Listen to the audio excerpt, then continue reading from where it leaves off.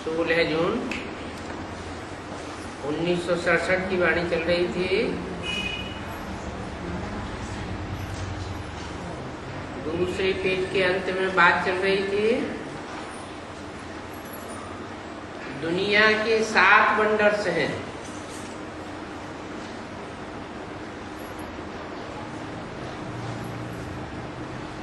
और बाप कहते हैं कि दुनिया में 9 वंडर्स हैं। ऊंचते ऊंच वंडर है बाप का बनाया हुआ स्वर्ग। 7 मनुष्यों के वंडर है। नीचे से नीचे है नरक, जिसे कहते हैं रौरव नरक।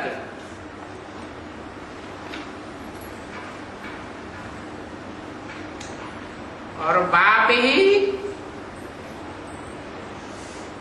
नीचे से नीचे ले जाने वाला है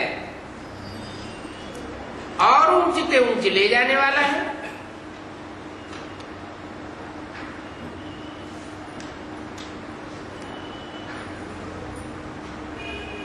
अभी तुम बाप के पास आए हो,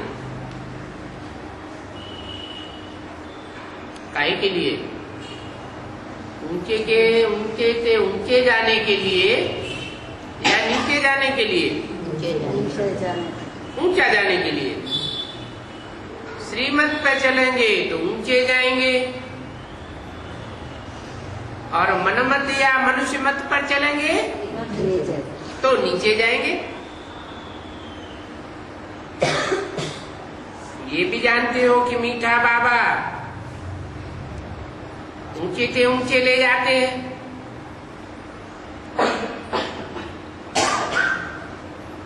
क्या कहा?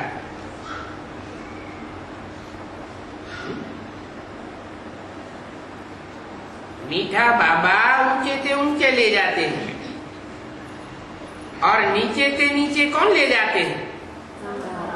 रावण ले जाते हैं।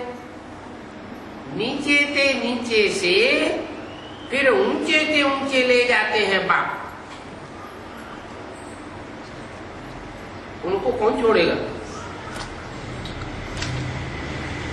जो नीचे से नीचे स्टेज से फिर ऊंचे से ऊंचे स्टेज में ले जावे, उसको कौन छोड़ेगा?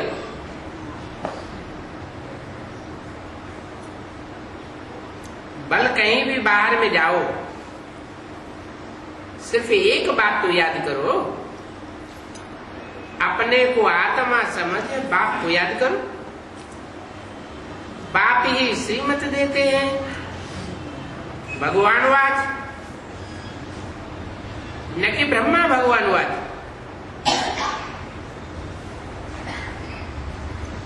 है? ब्रह्मा को तो देवता भी नहीं कहेंगे, दाढ़ी मूछ वाला है। दाढ़ी मूछ तो मनुष्यों को होती है, देवताओं को तो होती नहीं। जब ब्रह्मा को मनुष्य भी देवता नहीं मानते, क्योंकि मनुष्यों के बनाए हुए चित्र हैं ब्रह्मा के, दाढ़ी मूछ दिखाई है, तो देवता भी नहीं तो भगवान कैसे हो सकता? मनुष्य तो बातें बनाते रहते हैं। ड्रामे में सबसे जास्ती बातें बनाने वाला कौन है? कौन मनुष्य? तो मनुष्य का नाम क्या है? हैं?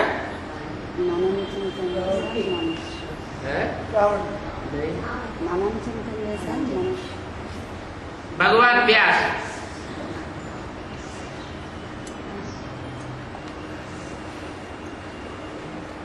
क्या क्या बातें बैठ बनाई, लिख दिया। पवन से हनुमान पैदा हुआ,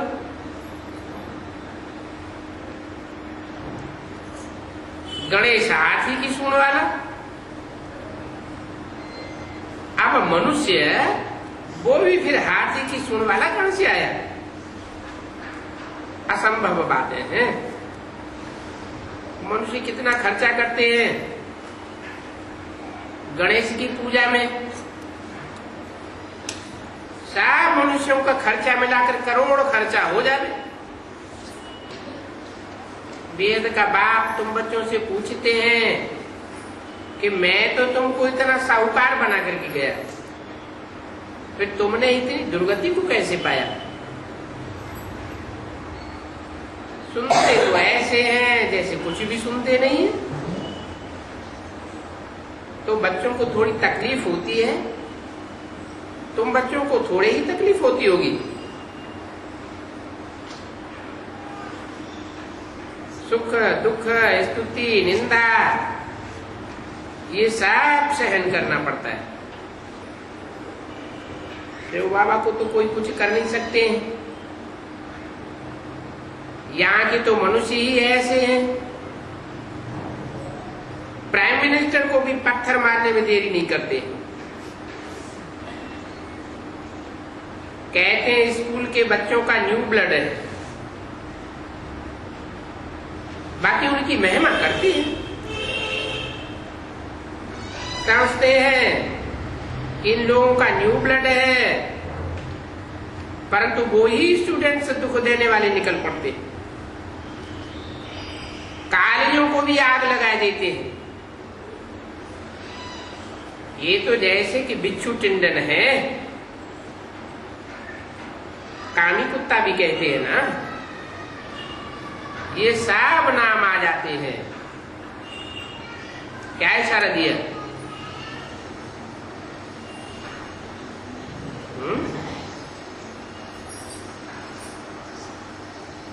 जो ऐसे बिच्छू टिंडन है, कामी कुत्ते जैसे स्वभाव वाले हैं, और ऐसे स्टूडेंट्स अगर ईश्वरीय स्टूडेंट्स बन जाते हैं तो तामसी स्टेज में क्या हाल करेंगे?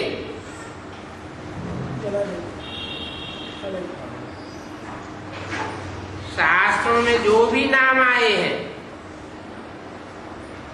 वो सब इनों के ऊपर है। एक दो को गाली देते रहते हैं। कोई जज ने कहा, अरे गधे के बच्चे, उसने कहा कि हम गधा, तो बाप भी गधा ठहरा।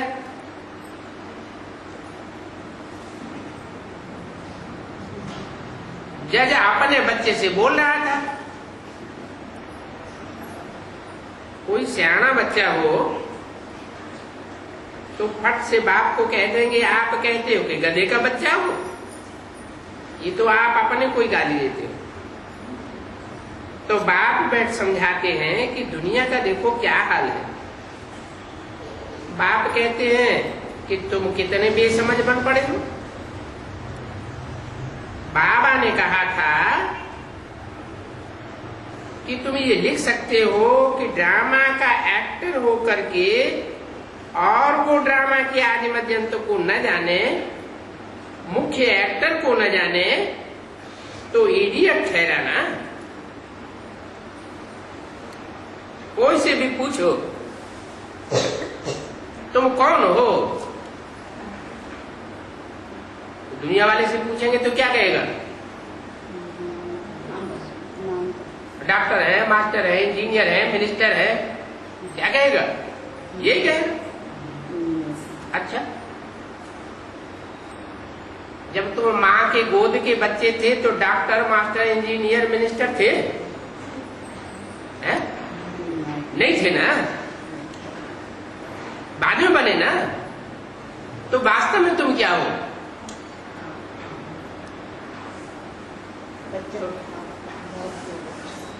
तो कहेगा उस समय हम बच्चा थे। काहे का बच्चा? मनुष्य का बच्चा। मनुष्य का बच्चा थे। अच्छा, तो तुम मनुष्य हो ना? कहेगा हाँ।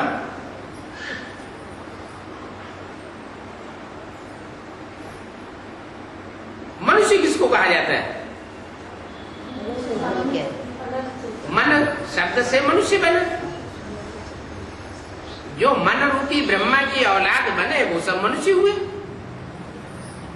समझाना पड़े, सारी मनुष्य सृष्टि किसकी औलाद है? ब्रह्मा की, मनु की औलाद है। तो तुम मनु के पुत्र मनुष्य हो।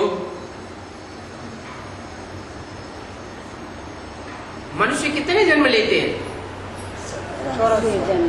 नहीं, वो कहें कितने जन्म, उनसे पूछा जाए तो मुझेंगे। वो समझते हैं 84 लाख जन्म लेते हैं। तुम कहेंगे नहीं 84 जन्म लेते हैं। तो जन्म लेने वाली आत्मा हुई या मनुष्य जन्म लेता है? जन्म कौन लेता है? आत्मा जन्म मरण के चक्र में आती है। तो आत्मा पार्टधारी हुई ना, एक शरीर रूपी चोला लेती है, फिर छोड़ती है, फिर दूसरा लेती है, फिर छोड़ती है, तो चोले बदलती जाती है। तो आत्मा एक्टर हुई ना। आत्मा में अनेक जन्मों के एक्ट करने के संस्कार भरे हुए हैं ना। तो आत्मा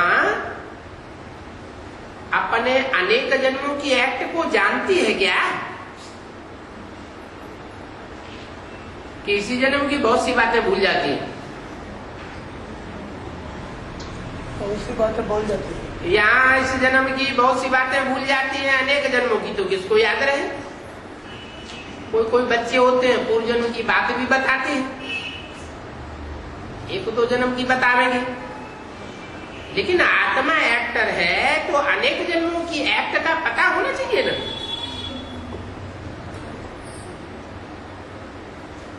तो बाप कहते हैं सब इडियट हो गए।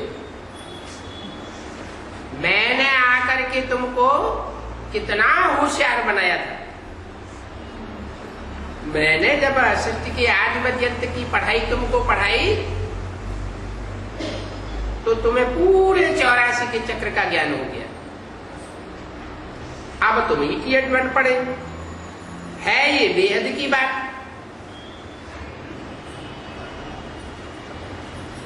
तो देखना है कि बड़े के बड़ा कौन, जो एक्ट बड़े से बड़ी करने वाला। ड्रामा में बड़े से बड़ा एक्टर क्या कहा जाता है? हीरो पार्टधारी। तो उसकी बायोग्राफी जानना चाहिए ना। हीरो पार्टधारी जो एक्टर है कम से कम उसकी तो बायोग्राफी जानना चाहिए। कुछ भी नहीं जानते। हीरो एक्टर की भी बायोग्राफी अगर जान जावे तो भी बहुत होशियार हो जाएगा।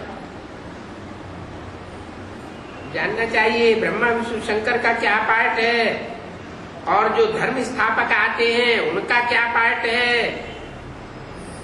वो जिनका आधार लेते हैं उनका क्या पार्ट है, आधारभूतों को जो जन्म देते हैं उनका क्या पार्ट है। तो कितने हो गए?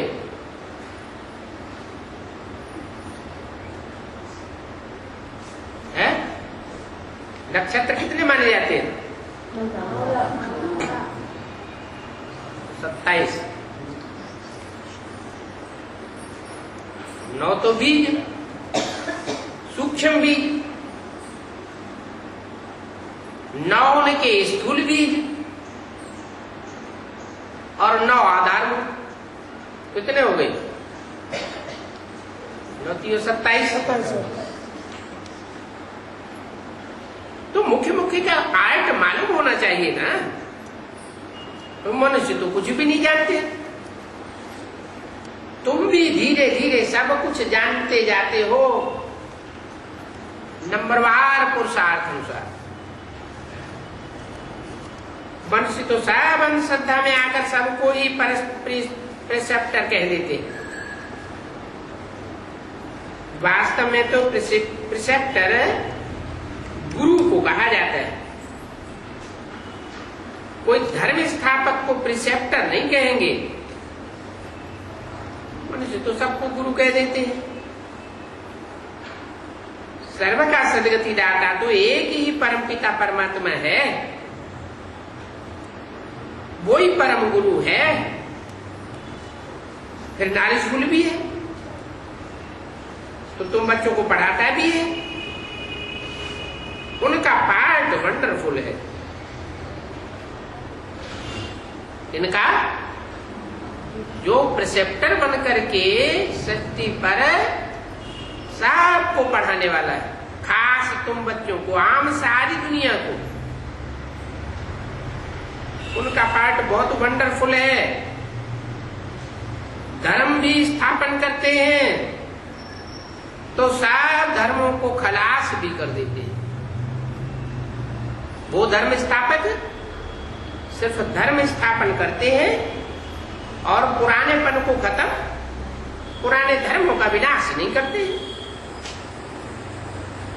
तो स्थापना और विनाश दोनों करने वाले को गुरु कहेंगे।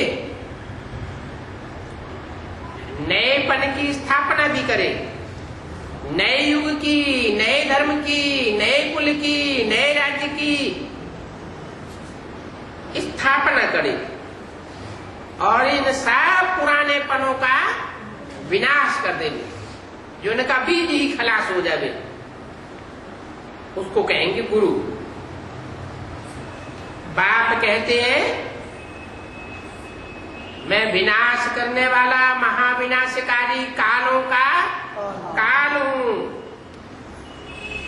एक धर्म की स्थापना और बाकी सब धर्मों का विनाश, सबका विनाश हो जाएगा। अर्थात सब धर्म इस ज्ञान यज्ञ में स्वाहा हो जाएंगे। जब धर्म स्वाहा होंगे तो और क्या क्या स्वाहा होगा, और धर्म सब स्वाहा हो जाएंगे तो और क्या क्या स्वाहा होगा।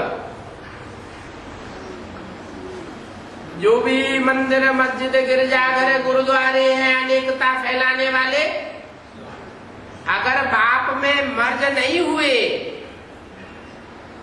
अपनी विपरीत बुद्धि को बाप में मर्ज नहीं किया तो क्या हाल होगा उनका, सब विनाश को पाएंगे। ये मंदिर, मस्जिद, गिरजाघर, गुरुद्वारे सब चलने लग पड़ेंगे। एक ही बड़ा मंदिर रह जाएगा, सब स्वाहा हो जाएगा। फिर न कोई लड़ाई लगेगी और न दुनिया में कोई यज्ञ रचा जाएगा। ये यज्ञ स्वाहा स्वाहा करते रहते हैं, कितने साल से रचे जा रहे हैं? 2-2.5 साल हो गए। अब जब एक धर्म की स्थापना हो जाएगी तो 2.5 साल तक कोई भी यज्ञ नहीं रचा जाएगा। तो तुम सारे विश्व की आदि मध्यंत को जानते हो, और जो भी है वो तो सब नीति नीति कहते आए।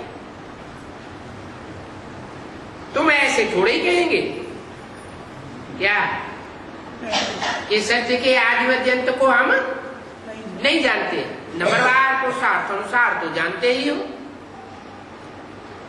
बाप बिना और कोई ये बात समझा नहीं सकता क्या?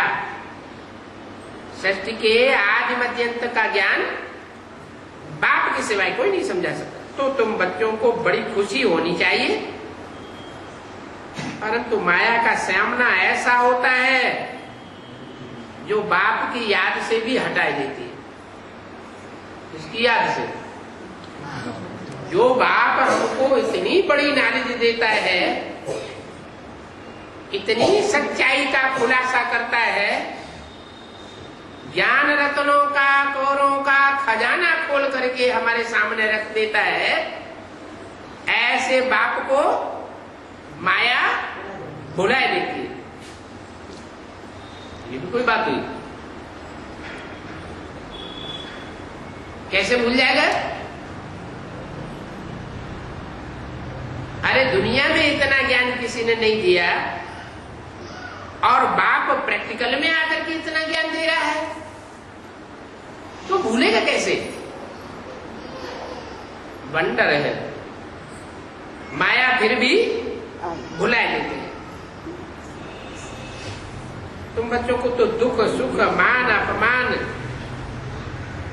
कुछ अनुभव नहीं होना चाहिए। वैसे तो यहाँ कोई का अपमान किया नहीं जाता है। अगर कोई भी बात होती है तो बच्चों को रिपोर्ट करनी चाहिए बाप को कि ऐसे ऐसे हो रहा है। रिपोर्ट नहीं करते हैं तो फिर बड़ा पाप लगता है। कोई भी ऊंची नीची बात आंखों से देखी, कोई ऐसा काम देखा वाइब्रेशन खराब करने वाला है, मायावी संकल्प पैदा करने वाला है, तो बाप को फौरन बताना चाहिए। बाबा को सुनाने से झट उनको सावधानी मिलेगी। इस सर्जन से छिपाना नहीं चाहिए।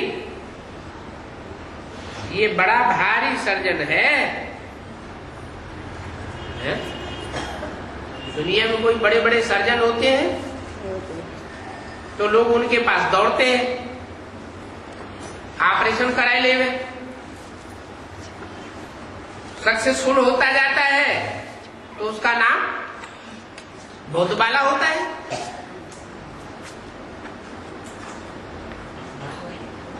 तो वो बड़ा भारी सर्जन हुआ। कौन? बाप। माने दुनिया में जो सर्जन होते हैं वो इतने भारी नहीं है। बड़े से बड़े सर्जन हो, अच्छे से अच्छे सर्जन हो, सारी दुनिया की सर्जरी नहीं कर पाते। और ये तो सारी दुनिया के जो भी मनुष्य मात्र हैं सब की सर्जरी कर देता है।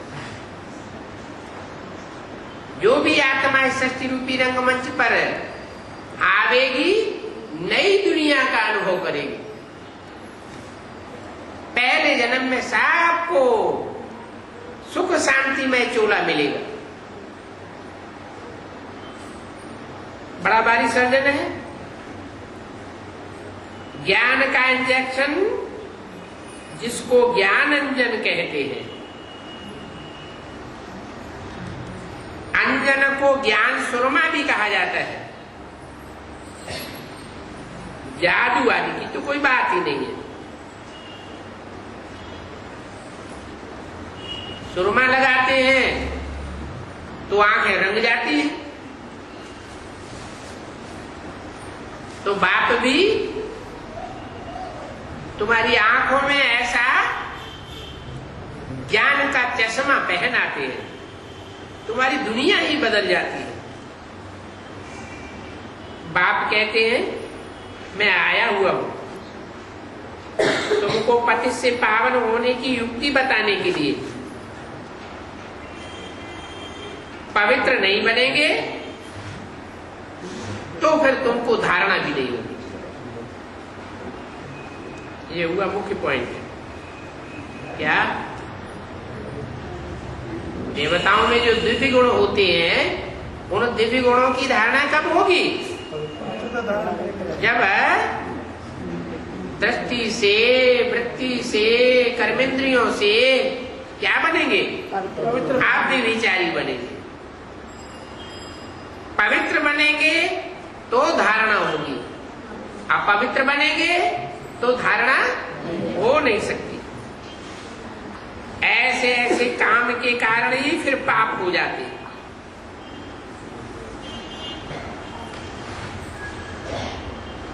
तो ऐसे भ्रष्ट कर्मों पर जीत पानी चाहिए। अच्छा, बच्चों को बताइए।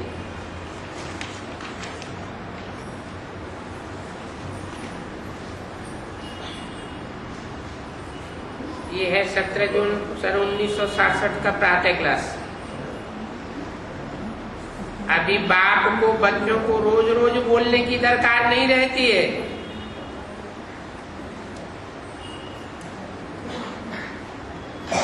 क्यों? रोज रोज बोलने की दरकार क्यों नहीं रहती है?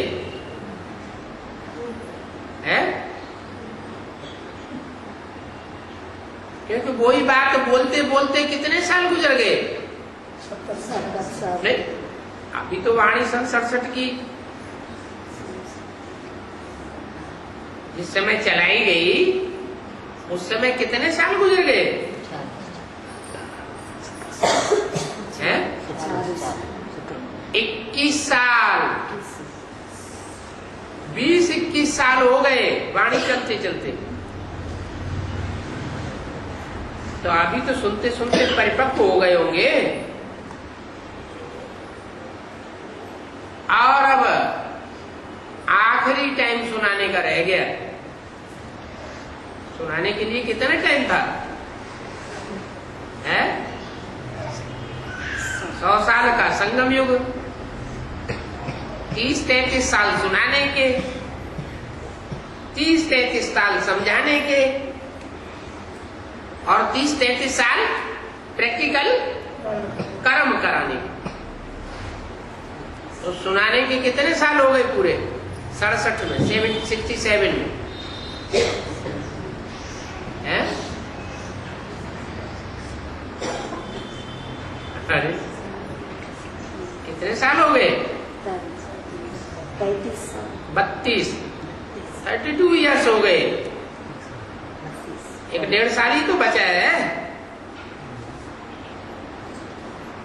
तो रोज बोलने की दरकार नहीं रहती है कि अपने को आत्मा समझ, बाप को याद करो, देही अभिमानी बनो। अक्षर है तो सही, बाप कहते हैं अपन को आत्मा समझो। आत्मा में 84 जन्मों का पार्ट भरा हुआ है, शरीर में नहीं भरा हुआ है। क्या? शरीर में नहीं भरा है, आत्मा में पार्ट भरा हुआ है। एक शरीर लेकर पार्ट बजाया, फिर शरीर तो खलास हो जाता है। पार्ट भी खलास हो गया उस जन्म का, फिर अगला जन्म मिलता है आत्मा को, अगला पार्ट शुरू होता है, नया चोला मिल जाता है।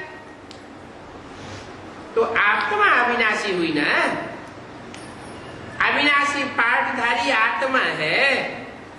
तुम बच्चों को ये ज्ञान अभी मिलता है और कोई कोई इन बातों को पता नहीं है। अभी बाप कहते हैं कोशिश करके जितना हो सके बाप को याद करो। धंधे आदि में लग जाने पर तो इतनी याद नहीं रहती है।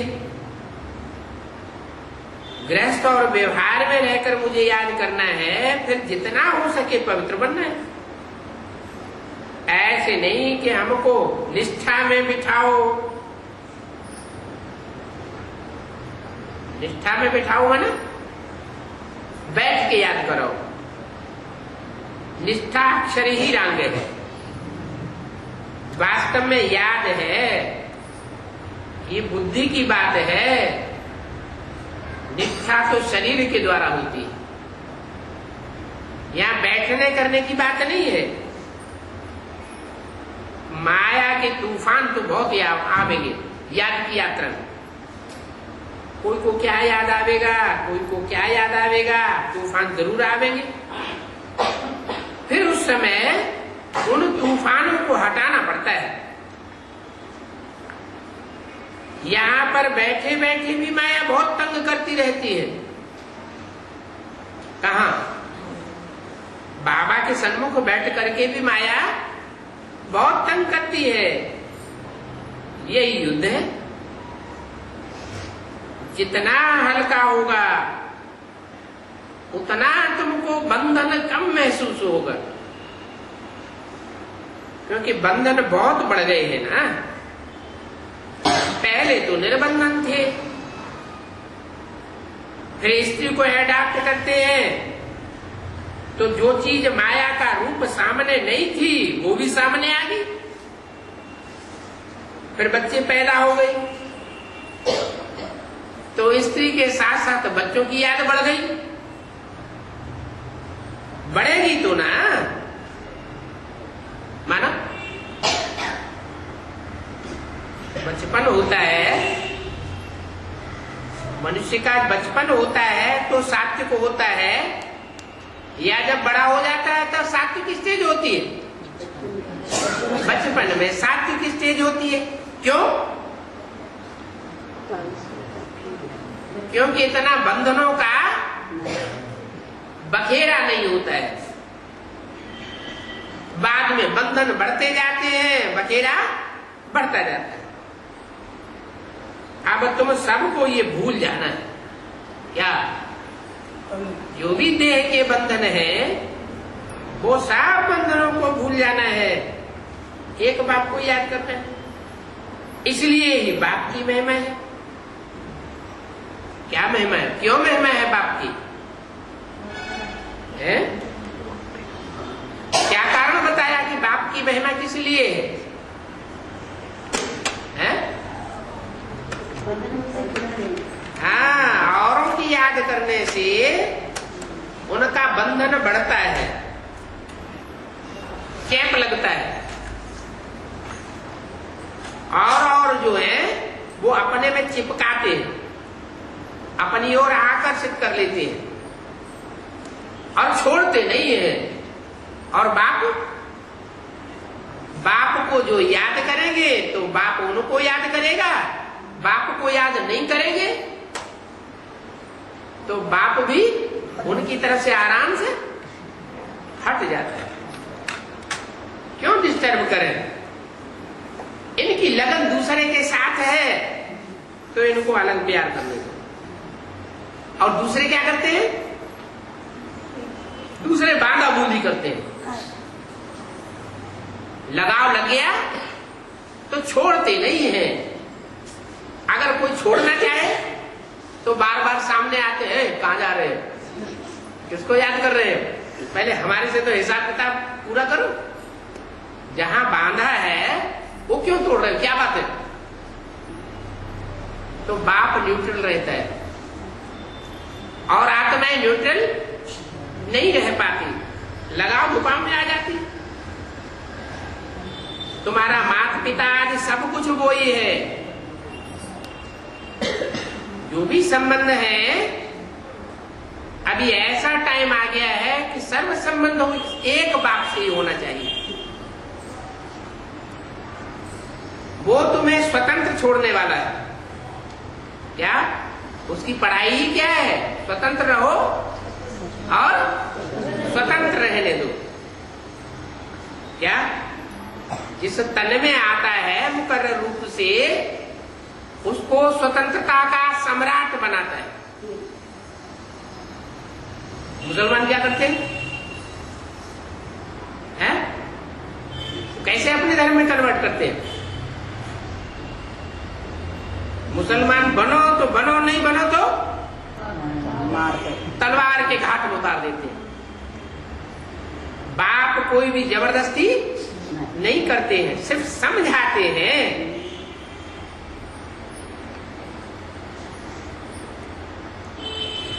क्या समझाते हैं? और संग तोड़ मुझे एक संग जोड़ो। वो तुमको भविष्य के लिए सब कुछ देते हैं, इस जन्म के लिए नहीं देते, सबके लिए देते हैं। हाँ, भविष्य जन्मों के लिए देते हैं। और मनुष्य मनुष्य अगर देने का आया, इकबाल करते हैं तो इस जन्म का देने के लिए एक जन्म का देने का इकबाल करेंगे। अरे भाई, हमसे बातें करो, हमारे साथ बैठा करो, हम तुम्हें ये देंगे वो देंगे, लेकिन कितने जन्मों का देंगे? एक जन्म का देंगे। और बाप इस एक जन्म की बात नहीं करते हैं। कहते हैं कि इस एक जन्म में तुम्हें जो प्राप्ति होगी वो तो तुम्हारे पूर्व जन्मों के कर्मों के आधार पर, और इस जन्म में जो तुमने कर्म किए उनके आधार पर प्राप्ति होगी। वो प्राप्ति मैं नहीं कराऊंगा। क्या? मेरा तुम्हारे साथ इस देह का कोई बंधन ही नहीं है। इस देह का बंधन मेरा बनता है क्या? मैं खुद ही देह नहीं हूं। कौन? परमात्मा से वो खुद ही देह नहीं है, तो देह का बंधन तो उसके साथ बंधता ही नहीं। इसलिए इस जन्म की मैं प्राप्ति कोई तुम्हारे लिए कराने के लिए बांधा हुआ नहीं हूं, लेकिन भविष्य 21 जन्मों की प्राप्ति के लिए बांधा हुआ, और 21 जन्मों की प्राप्ति के आधार पर फिर आगे भी 63 जन्मों का हिसाब किताब बन जाता है। क्या यहां जैसा अभ्यास करेंगे वो अभ्यास वहां 63 जन्म भी तुम्हारा चलता रहेगा। यहां तीव्र पुरुषार्थ करने के कोई संस्कार है और उसने 21 जन्मों में ज्यादा प्राप्ति कर ली पुरुषार्थ के आधार पर, तो रिजल्ट क्या होगा कि 63 जन्म भी वो तीखा पुरुषार्थी रहेगा और हर जन्म वो ऊंची प्रारब्ध पाता रहेगा। तो मेरे से भविष्य 21 जन्मों के लिए तुमको प्राप्ति होगी। कोई कोई ऐसे भी बुद्धू हैं तो बाप समझ जाते हैं इनकी बुद्धि में भक्ति का ही नशा है, ज्ञान का नशा नहीं बैठा। क्या भक्ति का नशा, कैसे समझ जाते हैं? बाबा हमारा बच्चा बीमार है, ठीक कर दो। हमारा बच्चा ज्ञान में नहीं चलता है, वो ज्ञान में होशियार हो जाए, ज्ञान में चल पड़े। तो ये इस जन्म की बात हुई या भविष्य की जन्म की बात हुई? इस जन्म की प्राप्तियां मांगते रहते हैं। तो बाप समझते हैं कि ये तो अभी रावण की औलाद है, मेरा बच्चा नहीं बना। तो तुमको भविष्य के लिए सब कुछ देते हैं, नए संबंध में ले जाते हैं, क्योंकि नए नए संबंध तो वहां होंगे ना। यहाँ के पुराने संबंध वहां कोई नहीं होंगे, हैं? होंगे नहीं होंगे? यहाँ का पति वहां मिलेगा कि नहीं? है? क्यों? ये तो बहुत घाटा हो गया। इस जन्म में पति कहीं अच्छा मिला हो किसी को औरों के मुकाबले, सीधा साधा होशियार मिला हो तो घाटा नहीं आ जाएगा? है? बाप कहते हैं यहाँ की चीज का वहां की चीज से मुकाबला ही नहीं किया जा सकता। क्या? यहाँ की हर चीज तमो प्रधान और वहां की हर चीज यहाँ की चीज के मुकाबले बहुत सतो प्रधान। तो संबंध तो वहां पर भी होगा, परंतु यहाँ के संबंध वहां काम नहीं आवेंगे। ऐसे तो नहीं कि कोई प्रलय हो जाती है, नहीं, तो वो तो एक शरीर छोड़ करके दूसरा शरीर लेते हो।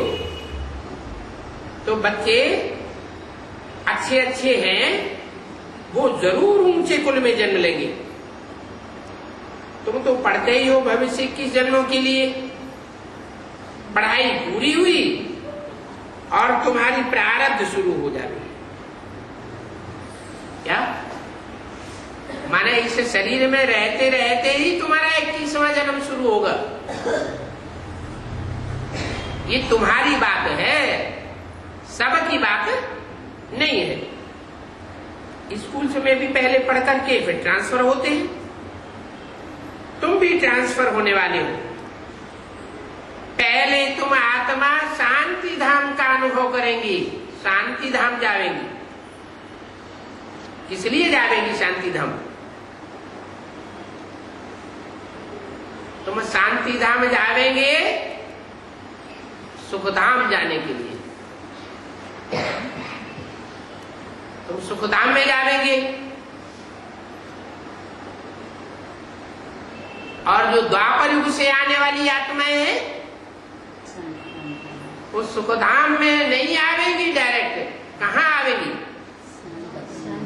है वो शांति धाम से फिर भी दुख धाम में। हाँ, इतना है कि पहले जन्म में उनको भी जीवन मुक्ति मिलेगी। तो तुम जब शांति धाम जावेंगे तो इस छीछी दुनिया से छूट जावेंगे।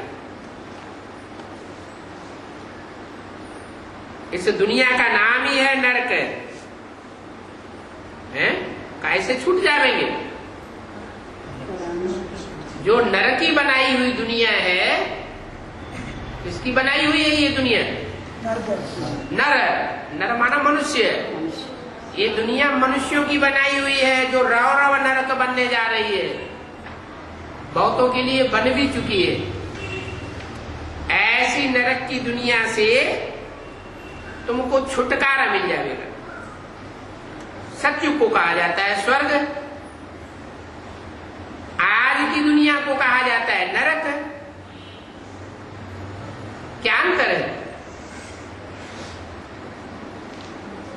स्वर्ग बनता है स्व स्थिति से, स्व माना आत्म की स्थिति। क्या समझे अपने को?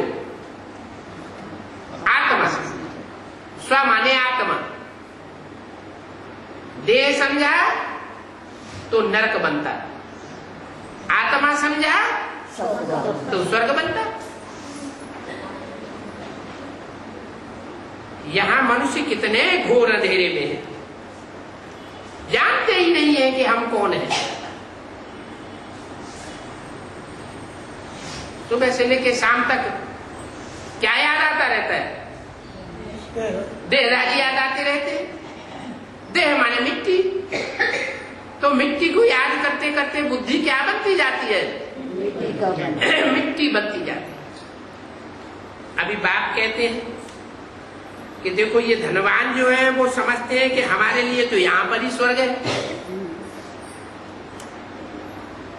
स्वर्ग होता ही है नई दुनिया में। ये तो पुरानी दुनिया है। कितनी पुरानी हो गई? 5000 साल पुरानी हो गई। इससे ज्यादा पुरानी कोई चीज कोई दुनिया में होती ही नहीं। माने बहुत पुरानी चीज जितनी हो सकती है उतनी हो गई। तो पुराने में तो दुख ही दुख होगा, नई चीज सुखदायी होती है, सत्व प्रधान होती है, पुरानी चीज तमो प्रधान होती है, दुखदायी होती है। ये पुरानी दुनिया तो खत्म हो जानी है। जो कर्मातीत अवस्था वाले हैं वो कोई गर्भ में जाकर थोड़े ही सजा खाएंगे। वो तो गर्भ जेल में जावेंगे ही नहीं, वो आवेंगे गर्भ महल में। वहां नई दुनिया में बच्चा पैदा होगा तो रोते रोते पैदा नहीं होगा, मां को भी कोई तकलीफ नहीं होगी, जन्म लेने वाले बच्चे को भी कोई तकलीफ नहीं, जन्मदाता को भी कोई तकलीफ नहीं, और जन्मदात्री को भी कोई तकलीफ नहीं। कितनी अच्छी दुनिया होगी जिसके फाउंडेशन में जन्म लेते ही इतना सुख है। तो आदि सुख तो अंत भी सुखाला होता है। जिसका आदि में दुख उसका अंत में भी दुख ही दुख। आदि के ऊपर सारा मदार है। आदि अच्छा तो मध्य और अंत भी अच्छा। आदि दुखदाई तो मध्य और अंत भी दुखदाई होता है। स्वर्ग में तो वहां सजाएं होंगी ही नहीं, गर्भजेल की भी सजाएं नहीं होंगी। वहां पर तो गर्भ भी महल जैसा रहता है, कोई दुख की बात नहीं। यहाँ तो देखो गर्भ भी जेल है, जो कि सजाएं खाते रहते हैं, त्राही त्राही करते रहते हैं कि बाहर निकालो। और ये जो नई दुनिया आने वाली है इसका तो नाम ही है स्वर्ग। क्यों? क्यों स्वर्ग में महल जैसा अनुभव होता है? क्योंकि वहां बच्चा स्वस्थिति में होता है। नई दुनिया में गर्भ महल में बच्चे की स्थिति क्या होगी? आत्म की स्थिति होगी। और अभी गर्भ में जो बच्चे आते हैं उनकी क्या स्थिति होती है? कोई माताओं का तो पेट चीर करके बच्चे निकालने पड़ते हैं। तो उन बच्चों की स्थिति क्या होती होगी? देहभान में होते हैं या स्वस्थिति में होते हैं? देहभान में होते हैं तो दुख होता है।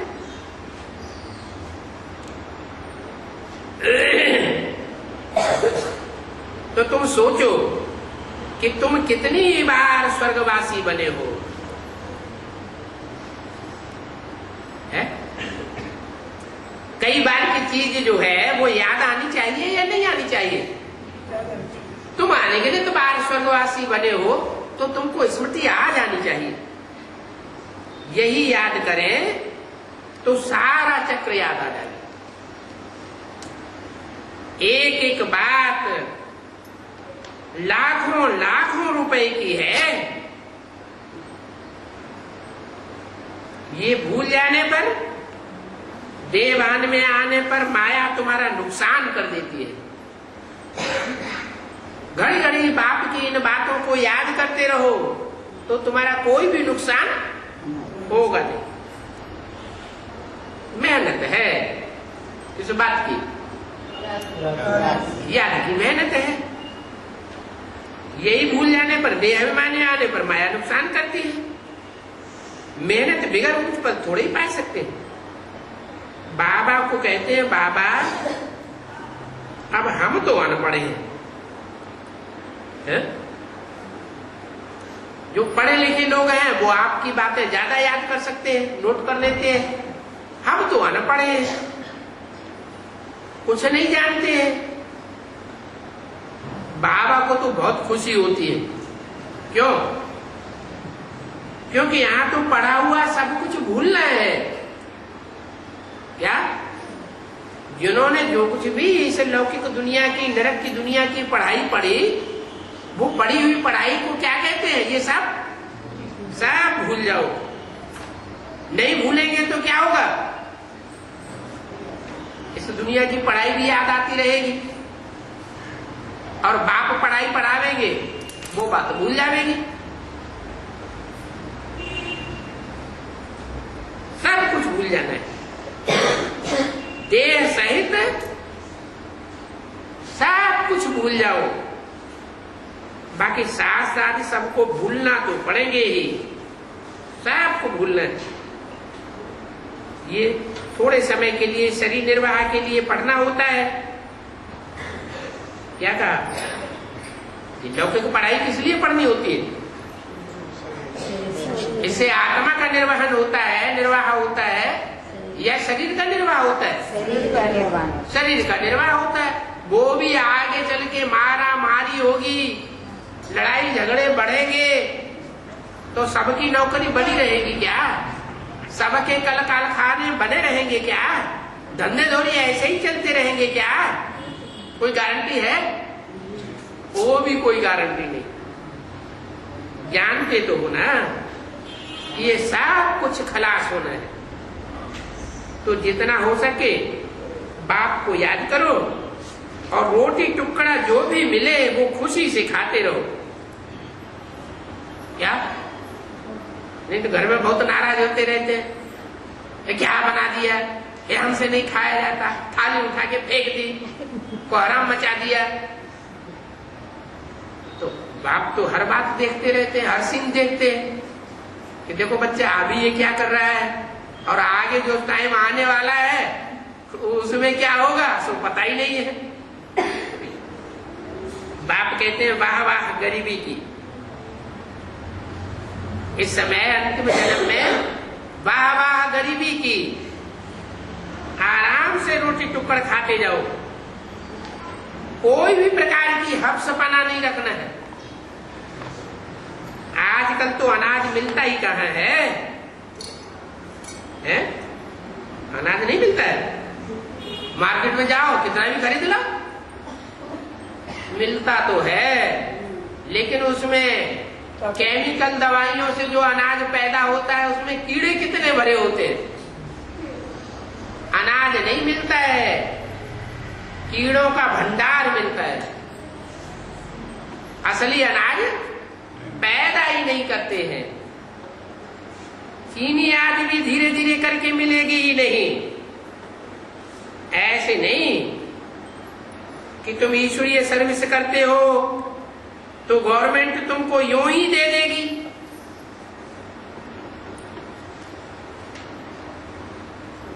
वो तो कुछ भी जानते नहीं है। यहां बच्चों को समझाया जाता है कि तुम सब मिलकर के गवर्नमेंट के पास जाओ, कहो कि हम सब मिलकर माँ बाप के पास जाते हैं। माँ बाप के पास ढेर बच्चे हैं, उनको हमें ढेर का ढेर माल सप्लाई करना होता है। यहां पर तुम सिर्फ कह देते हो कि है नहीं, लाचारी थोड़ी सी दे देते हैं। जैसे कोई फकीर को साहूकार लोग मुट्ठी भरकर दे देते हैं, ऐसे भीख मिसल दे देते हैं। गरीब होगा तो थोड़ा बहुत दे देंगे, चीनी आदि आ सकती है, परंतु बच्चों का योग ही बहुत कम है। क्या क्या इशारा दिया है? जिन बच्चों का योग भरपूर होगा, पक्की आदि की प्रैक्टिस होगी, उनको कोई से मांगने की दरकार नहीं पड़ेगी। उनके पास भंडारा चीनी आदि का सब कुछ कैसा रहेगा? भरपूर रहेगा। याद में न रहने के कारण, देवाना आता रहने के कारण कोई भी काम बच्चों का पूरा नहीं होता है। क्या तो बढ़िया युक्ति बताई। कारखाने में काम करते हैं, नौकरी टोकरी करते हैं, कितनी मेहनत करनी पड़ती है, और याद में रहने में तो कोई नौकरी टोकरी की इतनी मेहनत ही नहीं करनी पड़ती। देवानी पढ़ाई से भी उतना नहीं मिलेगा जितना योग से मिलेगा। ठीक है, आगे चल के जो ज्ञानी आत्माएं होंगी उनकी कदर होगी, लेकिन ठेठ ज्ञानी है और बाप की प्रति याद नहीं है तो माया उनको उखाड़ देगी। ज्ञान का अहंकार आवेगा और माया बाप से विपरीत बुद्धि बनाए के नीचे गिराई देगी। वो भी खतरनाक है। याद ही मुख्य है, वो ही बहुत कम है। माया याद को उड़ाए देती है। तो बच्चों को तो माया और ही अच्छी रीति पकड़ती है। दुनिया वालों को इतनी अच्छी रीति नहीं पकड़ती। काम क्रोध लोग वो अहंकार तो उनको भी आता है, लेकिन बच्चों को जास्ती पकड़ती है। अच्छा, ओम शांति।